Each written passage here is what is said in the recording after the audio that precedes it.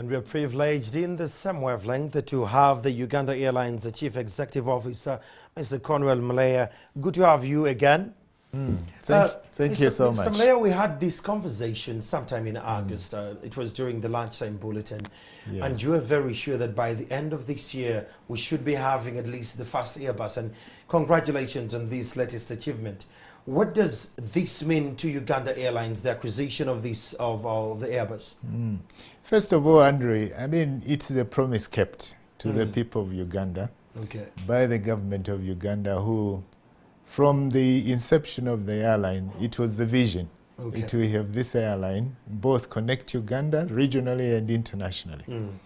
So at this time, with the receipt of the second type of fleet, which is the Airbus A330, it cements that actually the government and the airline is serious about achieving the goal of connecting Uganda abroad. Okay. Now I understand that the second Airbus is on its way still from France. That will be in Uganda. When should we expect it? Now I strongly believe your conversations, Mr. Blair.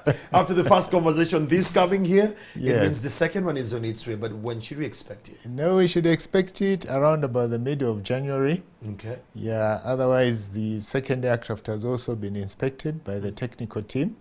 So we are in the final phases of its delivery as well in the course of January next year. And when will this new acquired fleet join the fleet and start active flights? We will start right away with the training of our crew because when a new aircraft comes, we have to get it certified by our Civil Aviation Authority before we can fly it abroad. Okay. So there is a process that we'll be carrying out, and it involves making sure that all the safety protocols, all the documentation that we need, and all the structures that are required for us to operate safely at every point, including the proficiency of all our crews, are tested, and the Civil Aviation Authority is satisfied about that. What routes are we looking at for starters? We are looking at the same routes, really, Dubai and London. We have other intermediate routes that we can do, going to West Africa, Lagos, Accra, Johannesburg. We have Mumbai and we have Guangzhou, which are in the original program. Okay. We are in the COVID-19 unprecedented times. Everything seems to be very, very slow. How is Uganda Airlines managing in the wake of Airbus coming here? The numbers are going to be big for it to actually take on and start to run. How is Uganda Airlines managing this? First for the crew and the staff about the COVID-19, and how are you hoping to manage the numbers still in the wake of COVID-19? Indeed, if we talk internally, obviously it has affected some of our staff. In terms of the work structures that we used to have, we have to work in teams or in bubbles so that when we do have a problem with COVID-19, we can still recover the business and build in the continuity that's required for the business to go on. So that is one. When you look at the marketing side, markets have slowed down. The industry was actually devastated because borders were closed and no airlines were allowed to operate scheduled flights to these airports. So we are seeing this still around the world because some markets remain closed.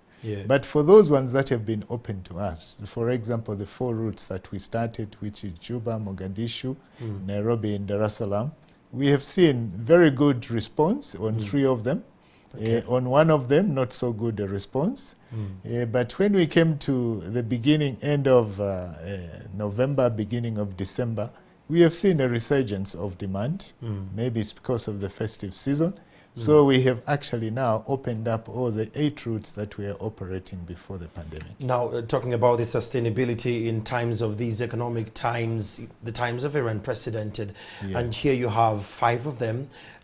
How is Uganda Airlines grounded to sustain itself as a new venture throughout the tough times?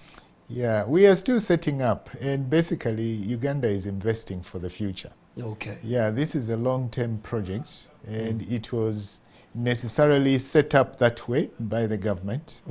They saw it as infrastructure to stimulate all sectors of the economy. And that is why, if you notice, the government invested in brand new aircraft so that they could last for a long time to serve the people of Uganda. Okay. So that's the way the project's structured. So necessarily we have to set up a very good airline with international standards. But even if the markets have suffered the cyclical dips that we are seeing with COVID-19, they will recover in time. And Uganda Airlines will be there to make sure that it can provide the connectivity and the lift that's required for passengers and cargo. Okay, Mr. Mle, this is my last question. Going forward, what projections do you have for the air sector, especially expectations from Ugandans in diaspora? They are sky high.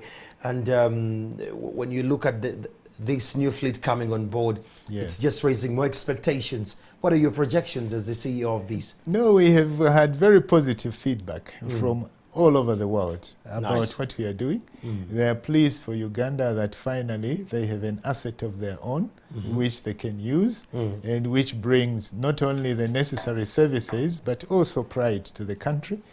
As an African airline, other countries are also looking to Uganda as an example, and they keep on calling us and encouraging us that yes, we are doing the right things in this country. So it is a very good example. Yes. In terms of outlook, the road ahead is not going to be easy because running airlines is not something that is very easy to do. Indeed. So there are tough times ahead, but we believe that with a skilled team and a diligent team, and with standards of high corporate governance being brought to bear on the airline, we can succeed at this Thank you so much, Mle, again. Mr. Mle, I want to congratulate you on behalf of other Ugandans on this. And we strongly believe that with your guidance and leadership, Uganda Airlines will supersede the expectations we have. Thank you so much, Andrew.